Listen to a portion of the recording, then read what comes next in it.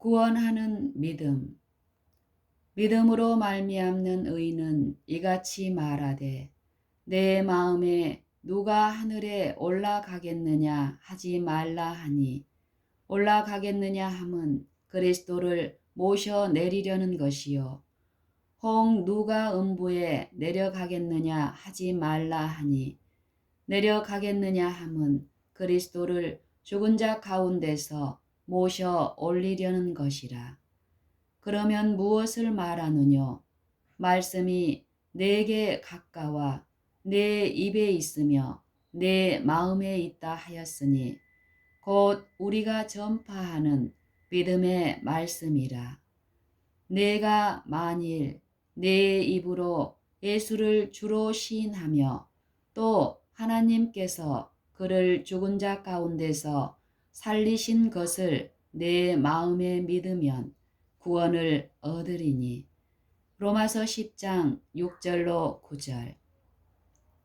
이 말씀을 특히 마지막 절의 말씀, 즉 내가 만일 내 입으로 예수를 주로 시인하며 또 하나님께서 그를 죽은 자 가운데서 살리신 것을 내 마음에 믿으면 구원을 얻으리니. 이 말씀을 문자 그대로 사실로 받아들일 수 있는가? 만일 그대로 받아들이면 위험하지 않을까? 그리스도를 믿는 것 이상으로 구원에 필요한 어떤 무엇이 더 있지 않을까? 첫 질문에 대해서는 그렇다고 말하지만 마지막 두 질문에 대해서는 아니라고 말하면서 이것을 확증하기 위하여 성경절들을 열거하기 시작한다.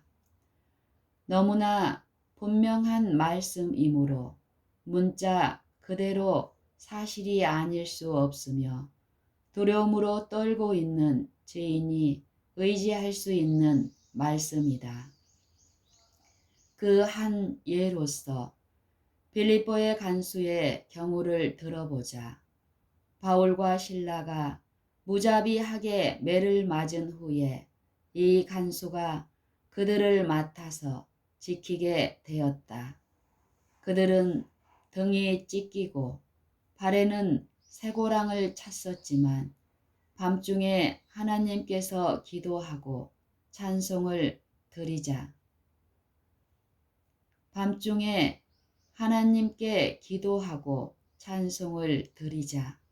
갑자기 지진이 일어나서 감옥은 흔들리고 모든 감옥문이 다 열렸다. 만일 그가 지키고 있는 죄수들이 모두 도망을 친다 하더라도 이 간수가 두려워 떨었던 것은 발 아래 땅이 흔들리기 때문에 생기는 자연에 대한 공포도 아니고 무서운 로마의 법이 아니었던 것이다. 그는 그 지진을 바울이 전파한 큰 심판의 예고라고 생각하며 죄책감을 느끼고 떨면서 바울과 실라 앞에 부복하고 선생들이여 내가 어떻게 하여야 구원을 얻으리이까 하고 말했다.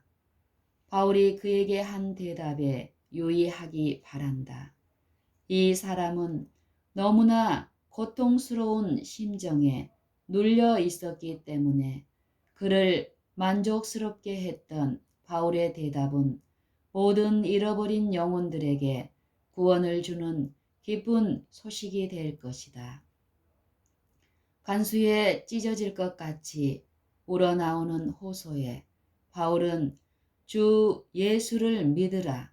그리하면 너와 내 집이 구원을 얻으리라 고 대답을 했다.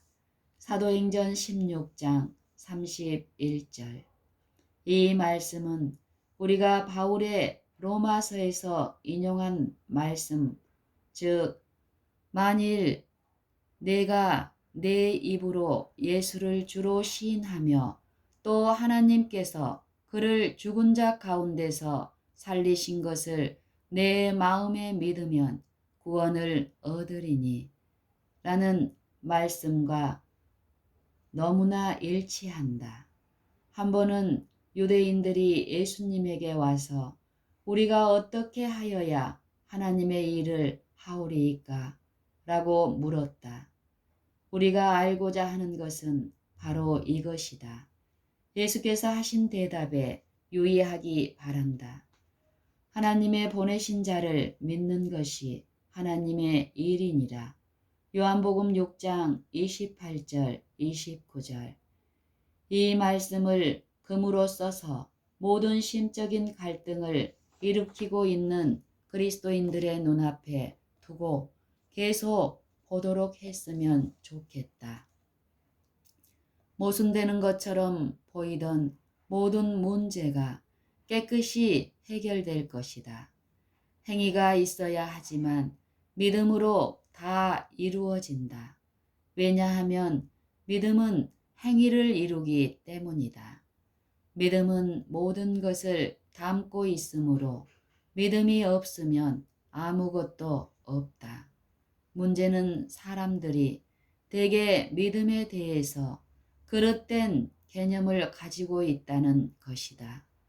믿음은 단순한 동의이며 수동적인 것에 불과하므로 능동적인 행위가 부과되어야 한다고 생각하고 있다.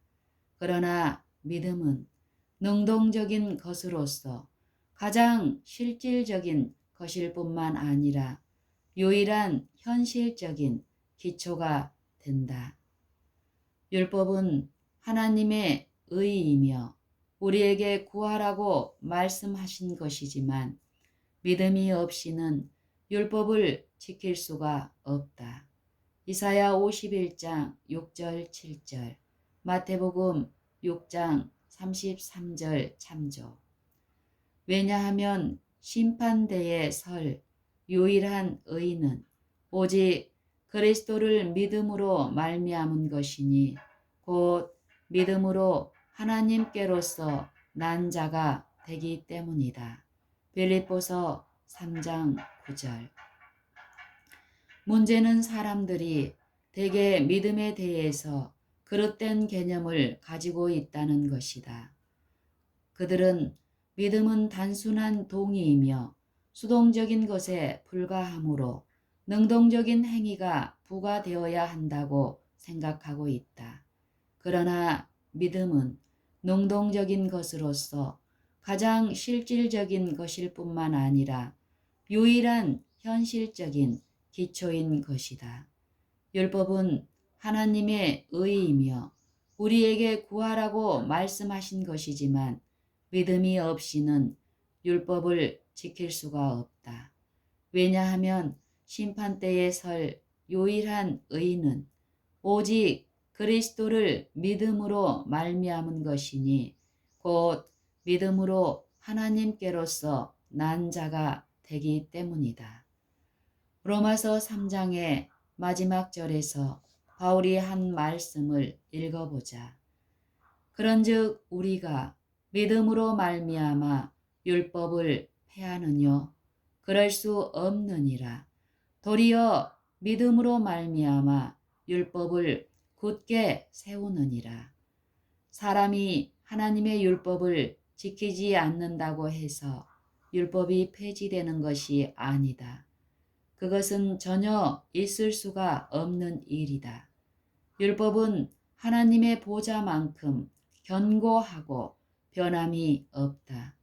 사람들이 율법에 대해서 무슨 악한 말을 하고 유린한다고 해도 또 무시한다고 하더라도 율법은 영원토록 동일할 뿐이다.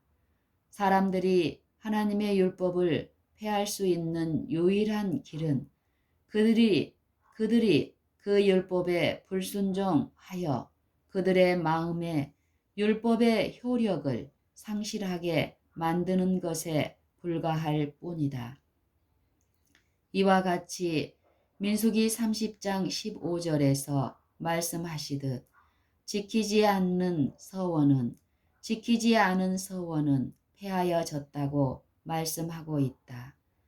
그러므로 사도 바울이 믿음으로 율법을 폐하지 않는다고 말할 때에 믿음과 불순종은 양립할 수 없다는 뜻으로 말한 것이다. 아무리 범법자가 믿음을 공언한다고 할지라도 그가 범법자라는 사실은 그가 믿음이 없다는 것을 나타내고 있는 것이다. 그러나 믿음의 소유는 마음에 율법을 굳게 세워서 하나님에게 범죄하지 아니하는 것으로 나타난다. 그러므로 누구든지 믿음이 별로 중요하지 않는 것처럼 말하지 않도록 하자. 그러나 사도 야고보는 믿음 하나만으로는 구원받을 수 없고 행위가 없는 믿음은 죽은 것이라고 말하지 않았는가? 잠깐 동안 말씀을 보도록 하자. 너무나 많은 사람들이 정직한 마음으로 이 말씀을 죽은 율법주의로 바꾸어 왔다. 그는 행위가 없는 믿음은 죽은 것이라고 말하고 기록한 말씀과 하나같이 일치한다. 야고보는 행위가 없는 믿음은 죽은 것이라고 말하고 기록한 말씀과 하나같이 일치한다. 행위가 없는 믿음이 죽은 것이라면 행위가 없는 것은 믿음이 없다는 것을 말해준다. 왜냐하면 죽은 것은 존재가 없기 때문이다. 만일 믿음을 가졌다면 행위가 반드시 나타날 것이며 그렇게 된다고 해서 믿음이나 행위를 자랑하지는 않을 것이다. 왜냐하면 믿음은 자랑을 배제하기 때문이다. 로마서 3장 27절 참조. 자랑은 오직 죽은 행실을 전적으로 신뢰하거나 허울 좋은 흉내로 믿음의 공언을 하는 사람들이 하는 것이다. 그러면 야고보 2장 14절 내 형제들아 만일 사람이 믿음이 있노라 하고 행함이 없으면 무슨 이익이 있으리요? 그 믿음이 능히 자기를 구원하겠느냐? 라는 말씀에 대해서는 어떻게 생각하는가?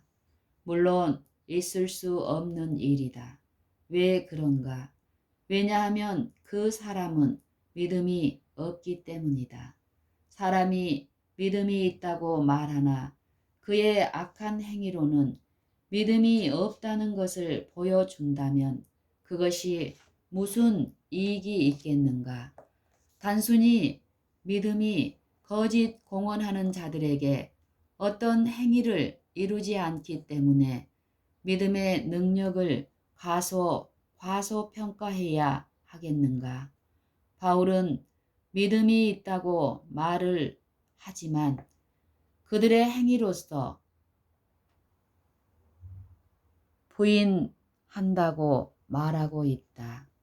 디도서 1장 16절 참조. 야고보가 말하는 사람은 바로 이런 부류의 사람들이다.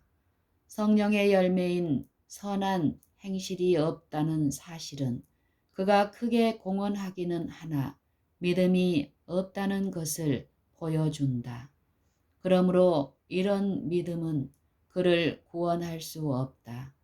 왜냐하면 믿음은 믿음을 가지고 있지 않는 사람을 구원할 능력이 없기 때문이다.